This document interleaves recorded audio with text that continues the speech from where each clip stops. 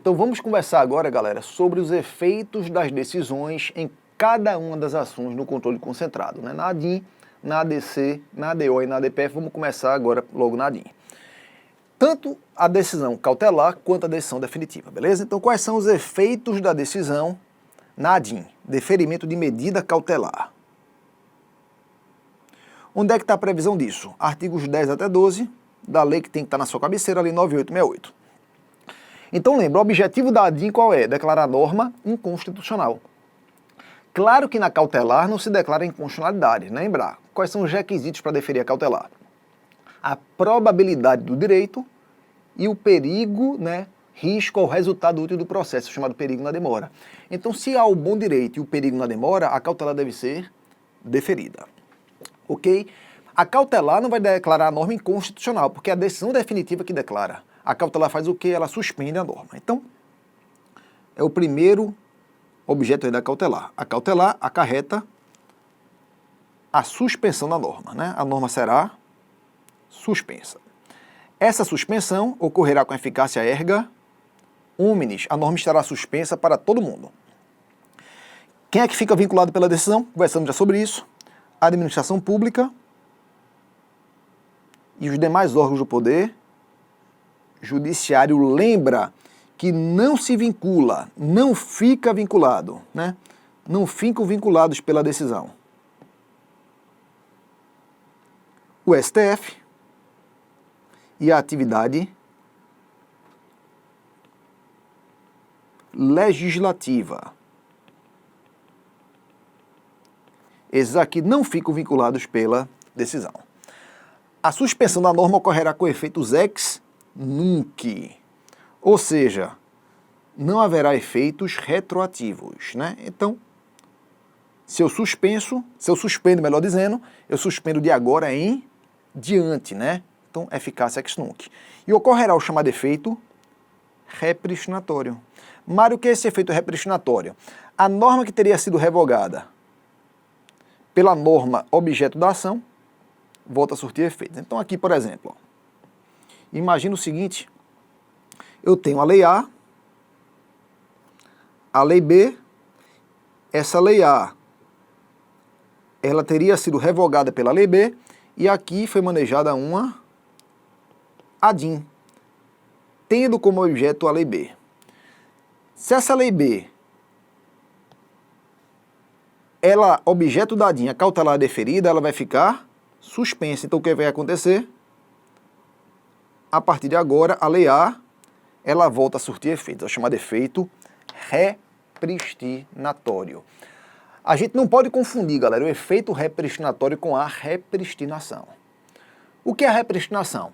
É a retomada da vigência de uma norma já revogada. Isso é repristinação. A repristinação ela tem que ser sempre expressa.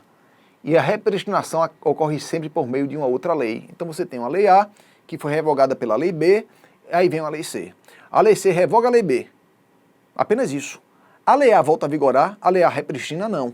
Ela só vai repristinar se a lei C expressamente determinar. Está revogada a lei B e repristinada a lei A. Então é assim que ocorre a repristinação. Aqui é diferente. Aqui não é repristinação, é efeito repristinatório. Esse efeito não decorre de uma lei, decorre de uma ação de controle concentrado, né? Vai decorrer da decisão do STF. Primeiro ponto é esse. E segundo ponto, né? Essa repristinação, ela não é, esse efeito repristinatório não é expresso. Quando o Supremo suspende uma norma por meio de cautelar na ADIM, ele não vai falar, olha, vai haver o efeito repristinatório, isso já é automático.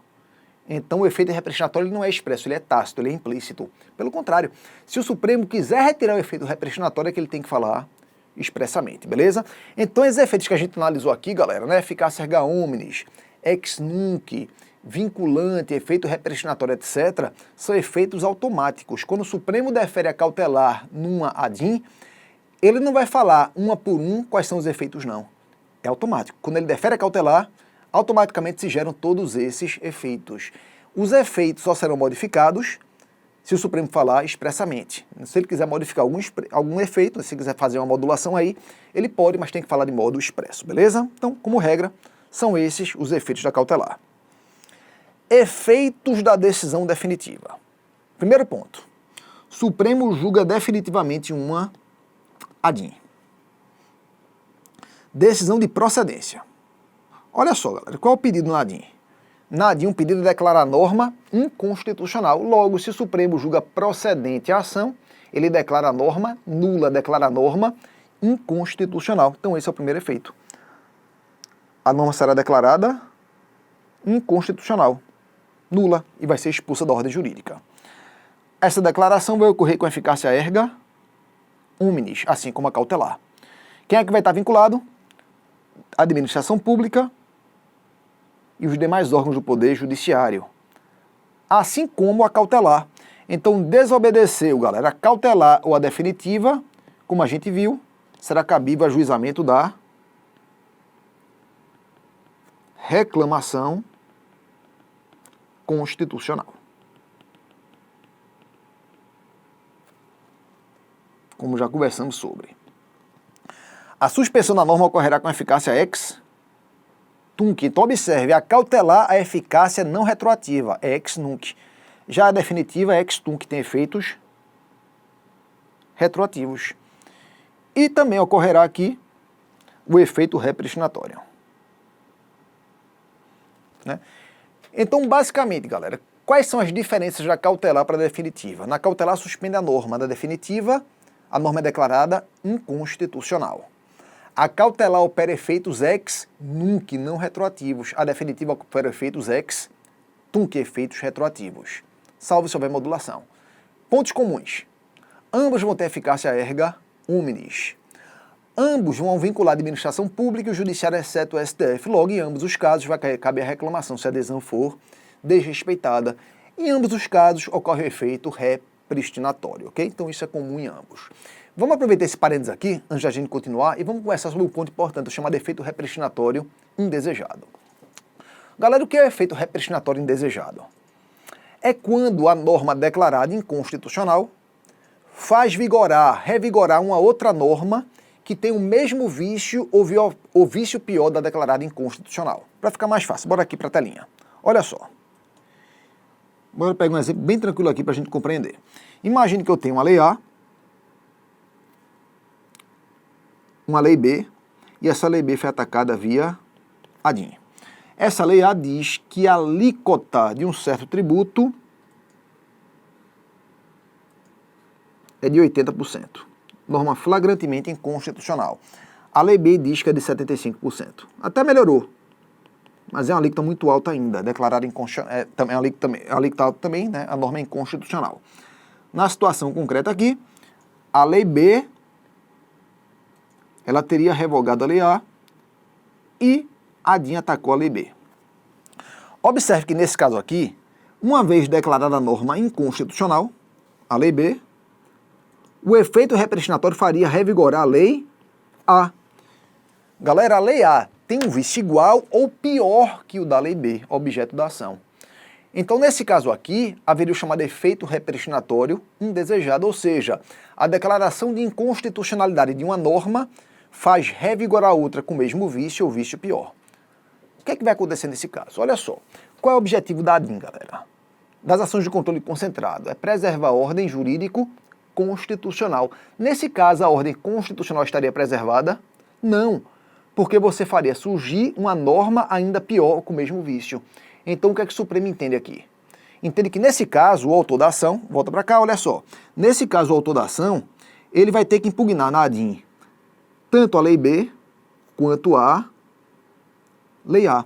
Ele vai ter que impugnar ambas as normas. Observe aqui que ele vai impugnar, inclusive, norma já revogada. É uma exceção daquela situação que a gente viu que a norma tem que estar em vigor. A gente viu aqui, né? Quando ambas as normas têm o mesmo vício, ou tem um vício ainda pior. Então, nesse caso, ele tem que impugnar todo o bloco normativo. Ele tem que impugnar tanto a lei B quanto a lei A, porque aí, declarado inconstitucionais ambas, a ordem jurídico-constitucional estará preservada. No caso que eu falei para vocês, é lei A e lei B.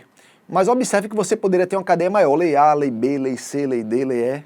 Então ele teria que impugnar todo o bloco normativo, aí o Supremo coloca um stop aí, coloca um momento, né, a partir do qual ele não precisa mais impugnar. Que momento é esse? A vigência da Constituição de 88.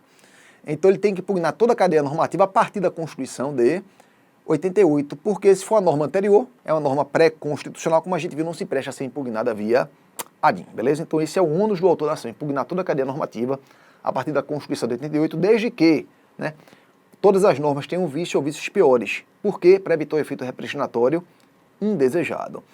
Se o autor da ação não faz isso, o que é que vai acontecer? O Supremo entende o seguinte, galera, se o autor não faz isso, a ADIM ela não tem utilidade. Se ele não vai impugnar todo o bloco normativo, a ADIM fica sem utilidade. Porque o Supremo não pode declarar inconstitucional nesse caso a norma que não foi objeto do pedido, né? Não há uma relação de dependência entre as normas, né? É uma mera sucessão de normas no tempo. Então ele tem que impugnar todo o bloco normativo. Se ele não faz, a ADIM não tem utilidade. Significa o quê?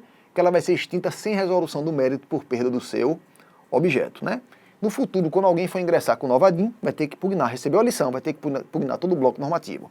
Então essa é a regra, galera. Para evitar o efeito repristinatório indesejado, o autor da ação tem que impugnar todo o bloco normativo a partir da Constituição de 88, sob pena de extinção da ação sem resolução do mérito, né? A ADIM não teria utilidade porque, nesse caso, a ordem constitucional não estaria preservada. Essa é a regra. Qual é a exceção? Quando o Supremo modular a decisão. Como a gente sabe, é possível haver modulação. Então o Supremo, se entender, né, que é uma razão de segurança jurídica ou de excepcional interesse social, e pelo córone dos terços, ele pode modular os efeitos da decisão e retirar o efeito repristinatório. Então ele fala nesse caso, ele fala o seguinte, nesse caso não vai haver efeito repristinatório. Ele não vai declarar inconstitucional a lei anterior, ele apenas retira o efeito repristinatório. E quando ele faz a modulação nesse caso, ele poderia aproveitar a ação, mesmo que o autor da ação não tenha impugnado todo o bloco normativo. Mas observe que isso é uma situação excepcional. A regra é, se o autor da ação não impugnar todo o bloco normativo, a ação é extinta. Essa é a regra. Situação excepcional. A possibilidade de o Supremo modular os efeitos da decisão e retirar o efeito repristinatório. Beleza? Bora voltar para cá. Então a gente viu aí, galera, quando a ação ela é julgada procedente. Então ela vai gerar todos esses efeitos. A norma é declarada inconstitucional. Mas vamos ver agora o outro lado da moeda? Se o Supremo julga a ação improcedente, ou seja, o Supremo declara a norma constitucional, julgada improcedente. Ou melhor dizendo, procedente, declarou inconstitucional. Lembra qual é o pedido do ADIM? Declarar inconstitucionalidade. Se ele julga procedente, ele concorda. Ele declara a norma inconstitucional. Mas se por outro lado ele julga ADIM improcedente, ele está discordando do seu pedido. Ele vai declarar a norma constitucional. Volta para cá. Então olha só. Decisão de improcedência da ação.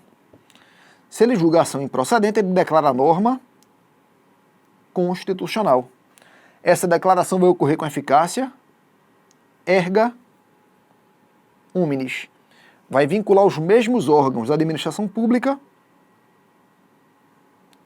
e os demais órgãos do Poder Judiciário. Não vincula a atividade legislativa, não vincula o STF, ok?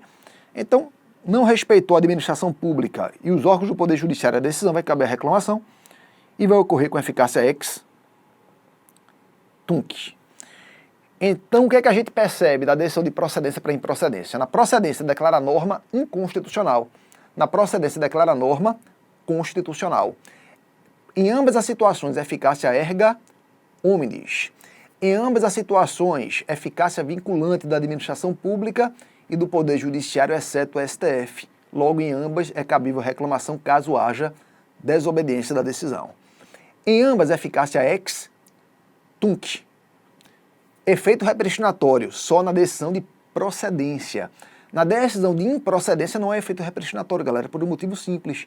Se a norma é constitucional, ela revogou validamente a norma que lhe era anterior. Então, efeito repristinatório só na decisão de procedência da ação. Beleza? Então, é assim que a gente visualiza, né, a ADIM, né? Então, são esses os principais efeitos da ADIM. Lembra, cautelar deferida gera efeitos. Cautelar indeferida não gera qualquer efeito. A cautelar indeferida é um zero à esquerda. Já a decisão definitiva é diferente. Tanto a procedência quanto a improcedência geram efeitos, como a gente acabou de tratar. Vamos agora conversar sobre a ADC. Se a gente compreender os efeitos da decisão na ADIM, na ADC vai ser mamãozinho com açúcar, galera. Vai ser muito fácil da gente lembrar. Porque a gente costuma falar o seguinte, que a ADIM é um ADC ao contrário e vice-versa. A ADC é um ADIM ao contrário. A procedência de uma equivale à improcedência da outra. Bora ver como é que isso aqui vai ficar fácil. Bora aqui para a telinha. Então, olha só. ADC, ação declaratória de constitucionalidade. Cabe cautelar na ADC? Cabe sim, cabe cautelar na ADC. Previsão aqui, ó. Artigo 21 da 9868, né? Então, a cautelar na ADC. Lembrar que na ADIM, a cautelar envolve o quê? Envolve a suspensão da norma. Claro que isso não tem sentido no ADC. Se no ADC o objetivo da ação é defender a norma, como é que a cautelar poderia provocar a sua suspensão? Então não há suspensão da norma na ADC. O que é que vai acontecer então? Olha só. Na ADC, o deferimento da cautelar vai provocar o seguinte: os processos que envolvam a aplicação da norma terão seus julgamentos suspensos, até que o Supremo defina a situação. Então aqui não suspende a norma, suspende o julgamento dos processos, até que o Supremo julgue definitivamente a ação. Nos termos da Lei 9868, a cautelar ela tem um prazo de eficácia, né? Após concedida a cautelar, o dispositivo da decisão deve ser publicado no Diário Oficial em até 10 dias. E o STF deve julgar a ação em até 180 dias, sob pena de perda da eficácia da medida cautelar. Isso eu costumo falar que é um dispositivo pro forma, galera, que o Supremo dificilmente respeita isso. A gente já teve cautelares em ADC que vigoraram por muito mais que 180 dias. Mas para fins de provas de concurso é importante a gente lembrar do dispositivo, né? Porque a prova pode trazer uma questão blindada, né? Como a lei determina, e aí você vai ter que acertar, vai ter que saber desse prazo aí. Suspensão se dará com eficácia erga omnes, então suspende para todo mundo.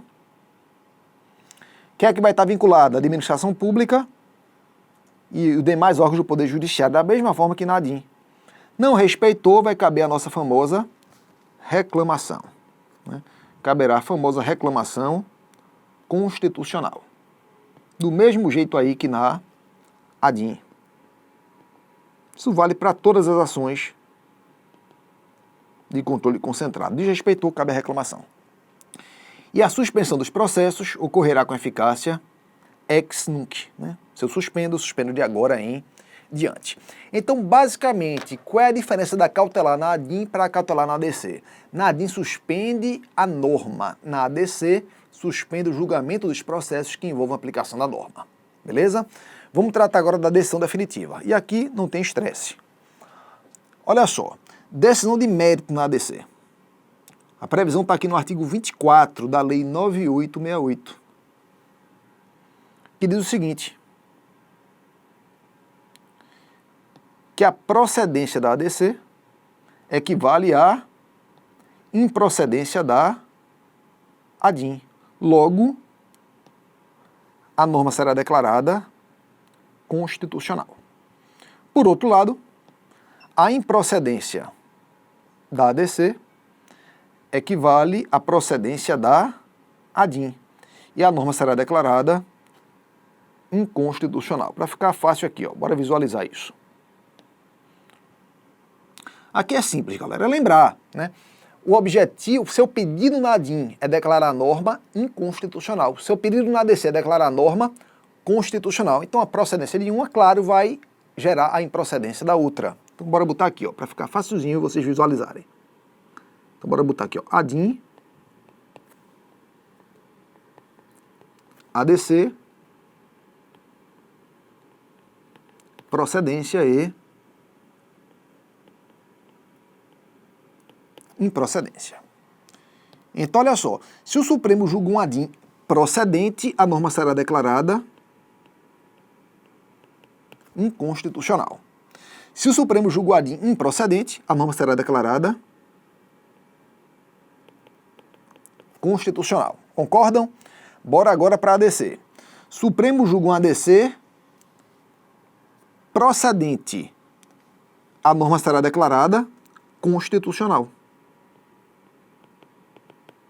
Supremo julga um ADC improcedente, a norma será declarada inconstitucional. Conclusão óbvia, fácil e tranquila.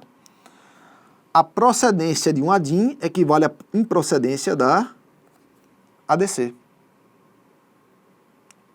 E a procedência da ADC equivale à improcedência da ADIM. Então não tem nenhum tipo de mistério. Simples assim, galera, né? E a gente já viu aqui, né?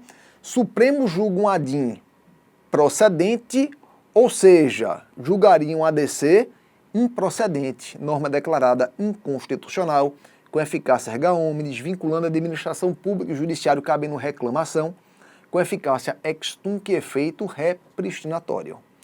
Supremo julga um ADIM improcedente, ou seja, seria a procedência de uma ADC. A norma é declarada constitucional, com eficácia erga omnes, efeito vinculante da administração pública e judiciário, né? Ou seja, cabe reclamação, e eficácia ex tunc. Nesse caso não haverá efeito repristinatório. Então são os efeitos, né? Salvo se houver a modulação. Então não tem mistério, galera. Sacou a ADIM, você saca automaticamente a ADC. Vamos tratar agora dos efeitos das decisões em sede de ADO, né? Em sede de ação direta de inconstitucionalidade por omissão. A Lei 9868 também trata da ADO, ok? E prevê tanto decisão definitiva quanto decisão cautelar. Vamos dar uma olhada aqui na cautelar, na ADO. A previsão está onde?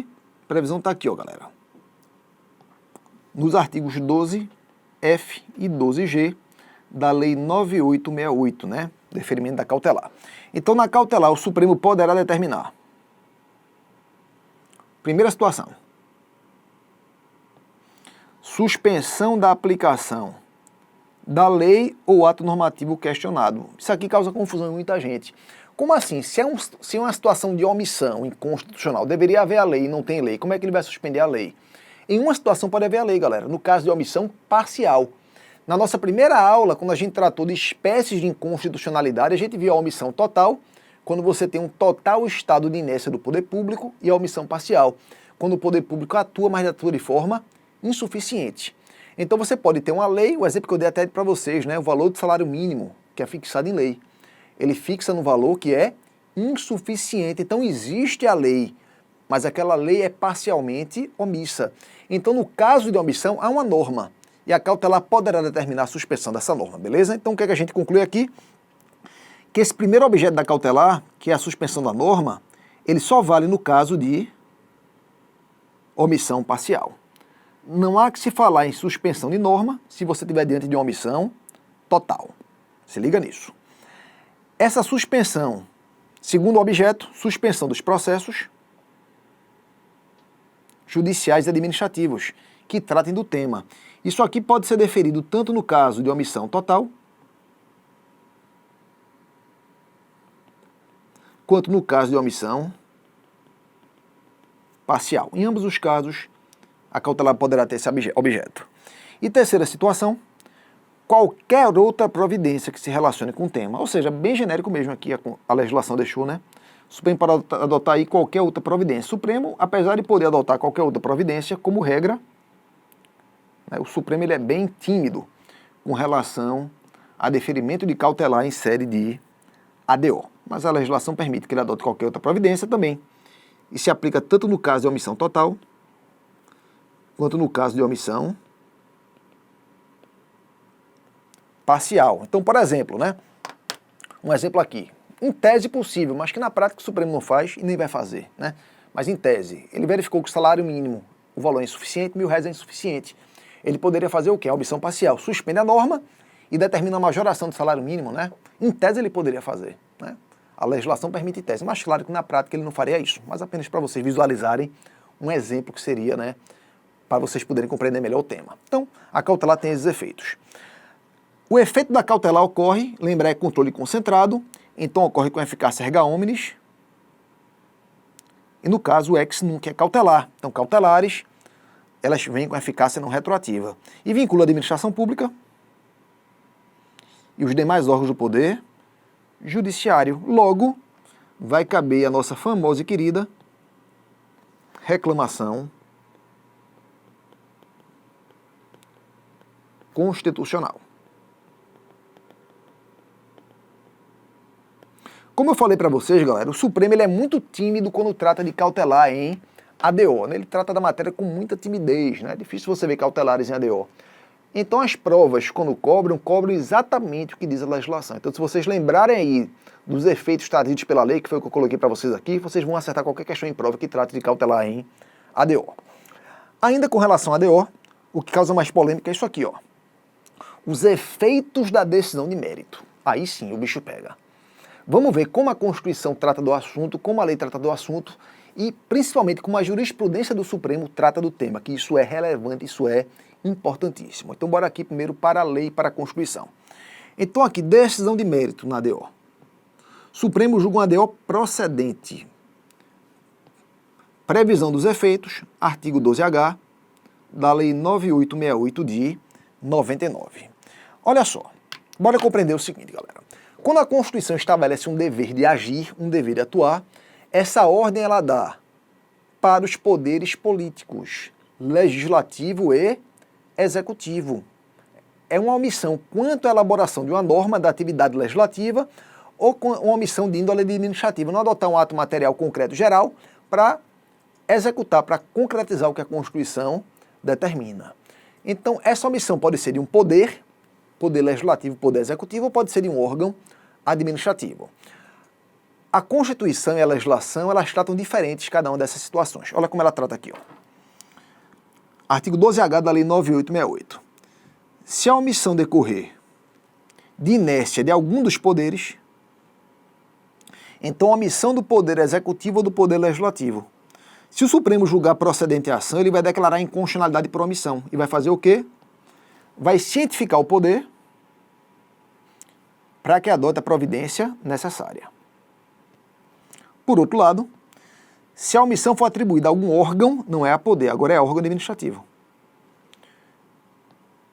Determina-se o quê? Que ele seja cientificado para que no prazo de 30 dias adote as providências necessárias.